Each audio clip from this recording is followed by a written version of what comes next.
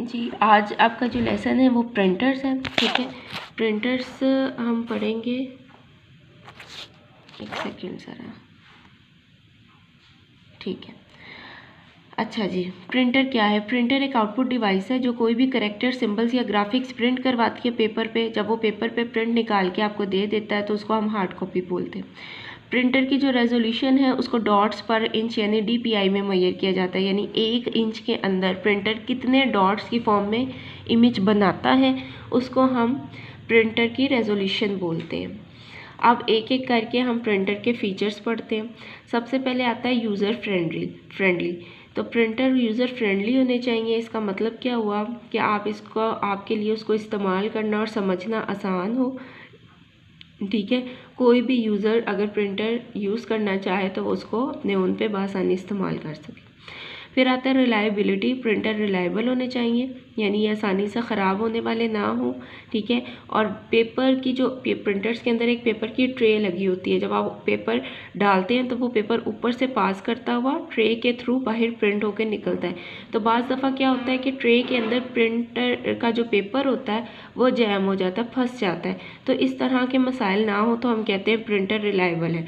Resolution क्या है कि प्रिंटर जो इमेज निकाल के हमें दे उसकी क्वालिटी बेहतर हो, ठीक है। द क्वालिटी और शार्पनेस ऑफ प्रिंटेड इमेज, यानी इमेज हमें ब्लर नज़र ना आए, इंक फैली हुई ना हो, ये सारी चीज़ें प्रिंटर की रेजोल्यूशन में आती हैं। और रेजोल्यूशन को हम DPI यानी डॉट्स पर इंच में ही मेजर करते हैं, ठीक है। जितनी ज़्यादा DPI होगी उतनी बेहतर आउटपुट प्रोड्यूस होगी। उसके बाद आता है प्रिंट स्पीड। स्पीड एक इंपॉर्टेंट कैरेक्टरिस्टिक्स है प्रिंटर की, और प्रिंटर की स्पीड को नॉर्मली पेजेस पर मिनट PPM में या कैरेक्टर्स पर सेकेंड CPS में मेजर किया जाता है। पेजेस पर मिनट का मतलब है कि 1 मिनट में कितने पेजेस प्रिंटर निकाल के देगा, और कैरेक्टर्स पर सेकंड का मतलब है कि 1 सेकंड में कितने कैरेक्टर्स को वो प्रिंट करेगा, ठीक है।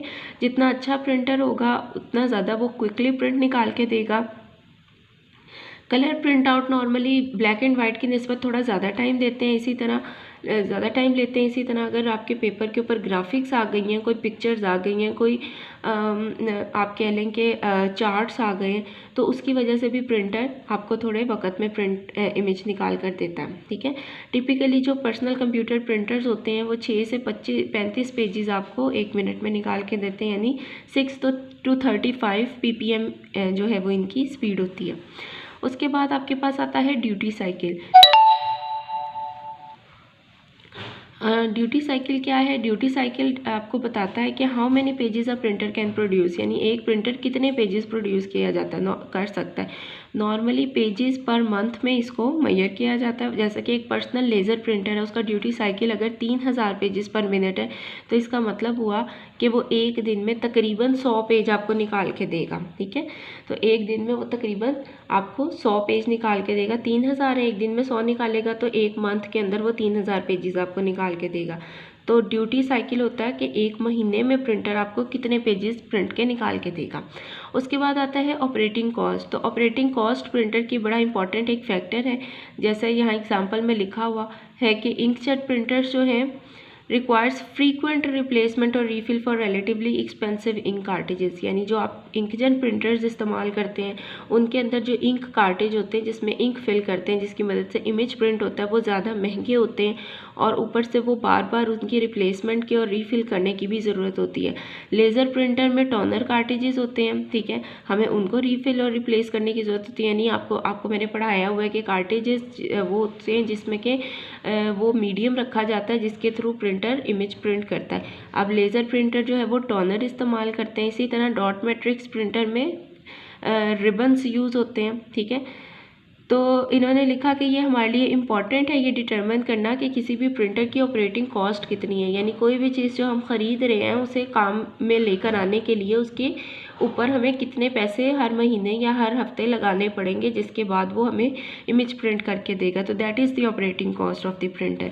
इसी तरह फिर आता है डुप्लेक्स कैपेबिलिटी। डुप्लेक्स प्रिंटर्स जो है वो पेपर की दोनों तरफ प्रिंट कर सकते हैं। ये ऑप्शन हमें ऑब्वियसली पेपर सेव करती है, लेकिन इसकी वजह से प्रिंटिंग का प्रोसेस थोड़ा सा स्लो हो जाता है। तो inkjet printer pauses to let the ink dry before printing the second side. Normally inkjet printer duplex capability को होल्ड करते हैं, लेकिन इसमें इन्होंने आपको बता दिया कि इंकजेट प्रिंटर में जब एक तरफ से प्रिंट निकलता है तो पहले वो उसकी इंक को ड्राई होने देता है, उसके बाद वो दूसरी साइड पे बैक साइड पे प्रिंट निकालता है, ताकि हमारे प्रिंट की क्वालिटी में फ़र्क ना आए।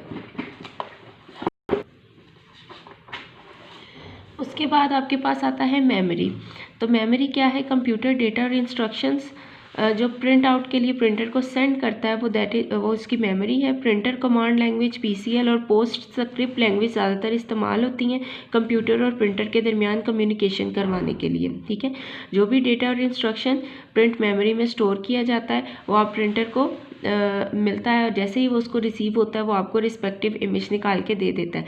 ज़्यादातर प्रिंटर्स जो हैं वो आपको अलाउ करते हैं कि आप उसके साथ मज़ीद मेमोरी अटैच कर सकते हैं, ठीक है।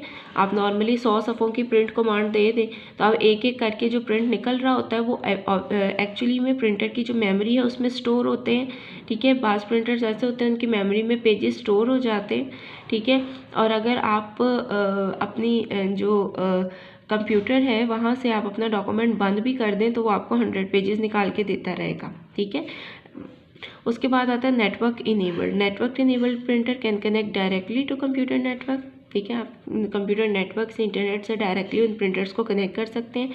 आपको किसी सिंगल कंप्यूटर से कनेक्ट करने की ज़रूरत नहीं होती। ये वायर्ड होते हैं और वायरलेस होते हैं। इनका एडवांटेज क्या होता है कि तमाम नेटवर्क यूज़र्स इसको यूज़ कर सकते हैं। मैंने आपको टोपोलॉजीज़ के टॉपिक में पढ़ाया था कि अगर हम अपनी लैब में जितने कंप्यूटर्स पढ़े हैं उन सब कंप्यूटर्स की नेटवर्किंग करते हैं और प्रिंटर मेरे पास सिर्फ एक अवेलेबल हो, तो मैं क्या करूँगी कि नेटवर्किंग पे में मौजूद एक कंप्यूटर के साथ वो प्रिंटर अटैच कर दूँगी।